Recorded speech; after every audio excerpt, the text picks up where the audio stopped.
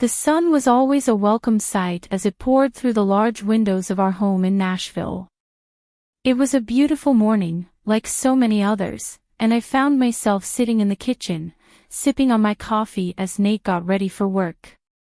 It had been 6 years since we first met, and the love I felt for him hadn't faded one bit. We spent so many mornings like this, quiet moments in our peaceful house, with the smell of freshly brewed coffee and the soft sounds of our dog and cat playing in the background. Our life together had been nothing short of perfect. I remember our early years together. Our weekends were spent hiking in the mountains, exploring new restaurants, or simply relaxing at home with our pets. Nate would always make me laugh with his quirky jokes, and I'd tease him about his serious, no-nonsense approach to life.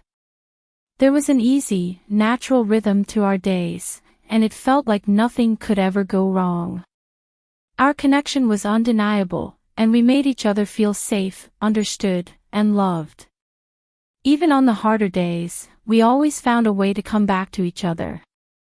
If one of us had a bad day at work, the other was there with a hug and a listening ear. The bond we shared felt unbreakable.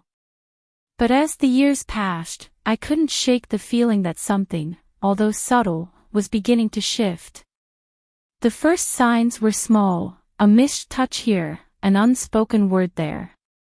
At the time, I thought it was nothing more than the normal ebb and flow of life. The first 5 years of our marriage were full of laughter, love, and adventure. We were the kind of couple that friends looked up to, perfect in every way. Nate would come home from his job as a manager at the chemical company and tell me all about his day, and I would tell him about the things I had done around the house. We had our routines, but they never felt monotonous. We shared everything, the joys, the frustrations, the dreams. We had a beautiful evening one spring, where Nate surprised me with a dinner at our favorite restaurant. The candlelight flickered softly as we sat across from each other, savoring every bite of our meal. We talked about our future, and Nate spoke of wanting to travel the world with me. There was so much hope in those conversations, so much love, and I felt lucky every day to have him by my side. But over time, things began to change. It was gradual, like a soft whisper in the back of my mind that I chose to ignore. We stopped being as affectionate as we used to be. The late-night conversations faded, replaced with quiet evenings spent in our separate corners of the house. Our intimacy, once passionate and effortless, began to feel distant. I couldn't understand why. I still loved him, but the spark seemed to be missing, and I felt so guilty for not being able to reignite it. A year passed, and the changes in our relationship became more apparent. We stopped making time for each other the way we once had. The spark that had been so bright between us was dimming, and I felt helpless to stop it. Nate was working longer hours, and I was growing increasingly frustrated with myself. I felt like I was failing him, failing us. I tried to keep up the appearances, pretending everything was fine, but I could no longer ignore the reality. We rarely had dinner together anymore, and when we did, it felt forced. We would eat in silence, the only sounds being the occasional clink of silverware. The small gestures of affection that had once made our relationship so special, holding hands, small kisses, even just a loving glance, became almost non-existent. I started to pull away emotionally. It wasn't because I didn't love him, but because I didn't know how to fix what was broken. I think Nate noticed the distance too, but neither of us knew how to address it. I began questioning myself, wondering if maybe I had changed, or if I was no longer the woman he had fallen in love with. He never seemed to mind the silence, though. He was always wrapped up in his work, and I, in turn, busied myself with household chores, avoiding the painful reality of the situation. My heart ached every time I saw him, but I couldn't find the words to tell him the truth. I was slowly losing the woman I once was.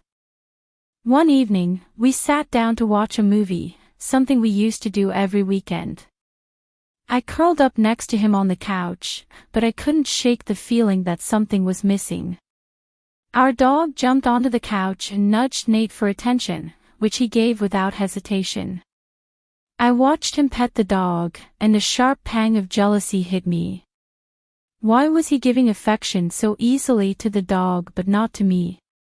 I wanted to reach out to him, to feel that warmth that had once come so naturally, but I couldn't. The space between us felt like a chasm. We exchanged polite words here and there, but nothing more. I missed him. I missed the man I had married, the man who used to hold me close at night and whisper sweet things in my ear.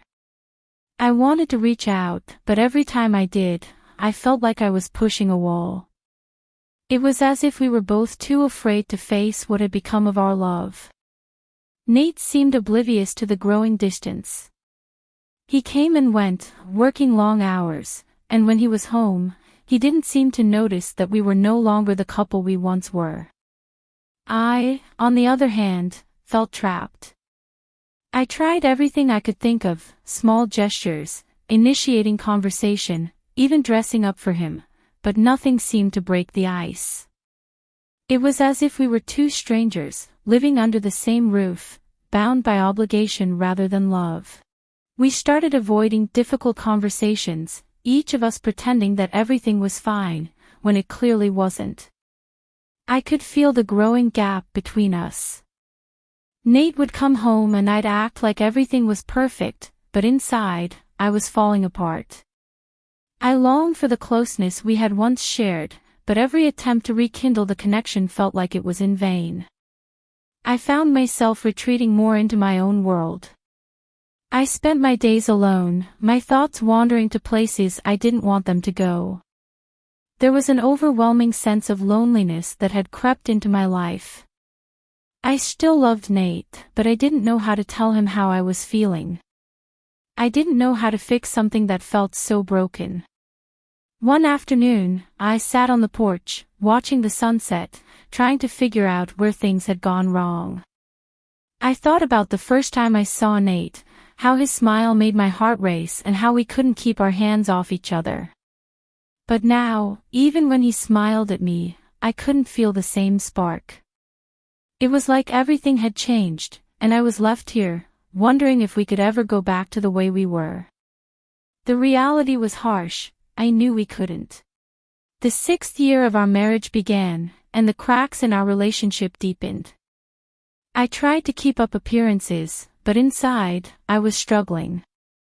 I couldn't keep pretending anymore, and every time Nate touched me or tried to talk to me, I felt like I was suffocating. I wasn't the woman he had married anymore, and I didn't know how to find my way back to her. I found myself becoming resentful of his job, resentful of the life we had built, resentful of myself for letting things get this far. I couldn't help but wonder if he even noticed, if he even cared that we were falling apart. But he didn't say anything. Maybe he was afraid of the truth, too. One night, I broke down. I was sitting on the bed, tears streaming down my face, unable to hold it in any longer. Nate walked in and looked at me with concern, but there was no warmth in his gaze.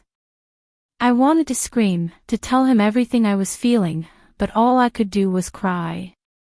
And he, too, seemed lost, not knowing what to do. As the days passed, the tension between Nate and me thickened, filling every space in our home. I couldn't escape it, no matter where I went. We walked around each other like strangers, each of us afraid to face the growing chasm between us. Even the simplest things, like choosing what to have for dinner, became sources of discomfort. I started to resent how easy everything had seemed in the past, how effortless our love had once been. But now, it was a battle every single day. Nate was different too. The affection he used to show me had all but disappeared, and when he did try to initiate something, it felt forced. I couldn't bring myself to react the way I used to, not out of malice, but but because I didn't feel the same. I missed the Nate who would kiss my forehead after a long day, the Nate who would take my hand while we walked through the park. Now, it was like those moments belonged to a different life, a different version of ourselves. I spent hours staring out of the window, watching the trees sway in the wind, wishing I could feel the same excitement, the same love I once felt. My mind wandered to the early days of our relationship, the surprises, the little notes he'd leave around the house, the way he would text me just to say he was thinking of me. Now, those gestures felt like distant memories, reminders of what we had lost. I couldn't help but wonder if we'd lost it forever. The thought filled me with sorrow, but I couldn't bring myself to talk to him about it. It was as if the words were locked inside me, and no matter how hard I tried, I couldn't find the key. The weekend came, and I decided to go out with some friends. We hadn't been out in a while, and I thought maybe a change of scene would help me clear my head. We drank too much, laughed too hard, and before I knew it, I was telling them things I had never said out loud before. The alcohol loosened my tongue, and I confessed that I no longer felt attracted to Nate, that our relationship had changed in ways I couldn't explain. The words slipped out before I could stop them, and in the haze of drunkenness, I didn't realize how much damage I was doing. My friend, who was close to Nate, listened carefully, and the next morning, she told him everything. I woke up with a pounding headache and an overwhelming sense of dread. When Nate confronted me, his face was a mask of hurt and anger. The truth was out now, and there was no going back. He couldn't hide his disappointment, his heartbreak, and neither could I. I had done something unforgivable. That Friday night, when I went out with my friends, I didn't expect things to escalate the way they did. We were at the local bar, laughing and drinking far too much, trying to forget our own troubles for a few hours. I didn't want to think about Nate. I didn't want to think about how broken we were. My friends kept pushing me to talk, and after a few too many drinks, I found myself spilling my heart out to them. I can't do this anymore, I confessed. I love him, but I'm not in love with him. I don't feel that spark anymore. Everything has changed.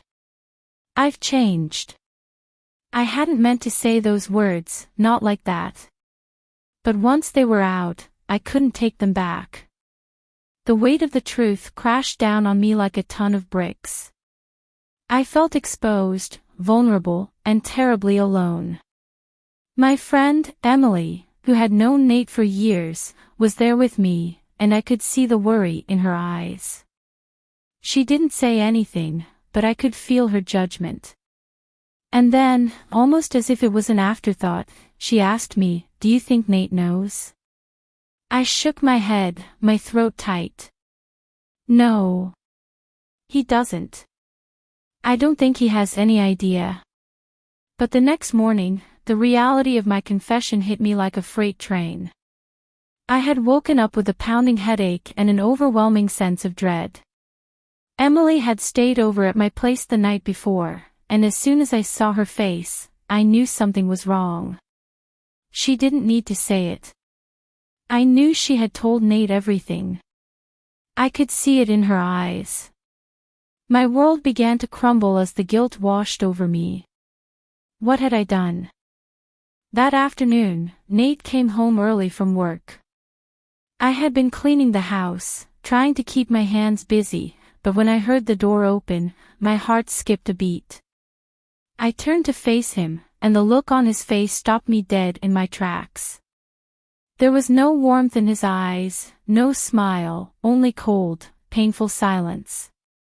"Lucy," he began, his voice low and steady, but there was an edge to it. "We need to talk." I didn't need him to say anything more. I knew. The words I had spoken in the drunken haze of the night before had somehow reached him, and now they were echoing between us, louder than anything we had ever said to each other. The reality of what I had done, the betrayal of my feelings, the confession of my lack of attraction, hit me full force. "I don't understand," he said, his voice cracking. "How could you say that? After everything we've been through, after all this time." I couldn't meet his gaze. Every part of me wanted to apologize, to take it all back, but I couldn't find the words. I was ashamed, broken. I felt like a stranger in my own skin. Nate took a deep breath, trying to steady himself. "I thought we were happy, Lucy. I thought you were happy. But if this is how you feel, then what's the point of us pretending?" I wanted to scream, to beg him to understand, but all I could do was nod, tears stinging my eyes. He was right, after all. We had been pretending for so long. Our love had faded, and I had let it slip away without even realizing it. That night, we hardly spoke. He slept in the guest room, and I lay in our bed, staring at the ceiling, too numb to feel anything but the gnawing emptiness in my chest. The next morning, he told me he was filing for divorce. I didn't argue. I couldn't. It felt like the only thing left to do. The divorce papers were finalized in a matter of weeks, though the emotional toll it took on both of us was immeasurable. I remember the day Nate left, packing up the last of his things. The house we had once shared felt so empty, so cold. I stood in the living room, unable to speak, as he loaded boxes into his car. "Take care of yourself, Lucy," he said, his voice hoarse. "I hope you find what you're looking for." "I truly do." And with that, he was gone. I watched him drive away, my heart heavy with regret, with sorrow. The life we had built together, the dinners, the vacations, the plans for the future, was gone. It had slipped through my fingers like sand, and I had no one to blame but myself. I had destroyed it.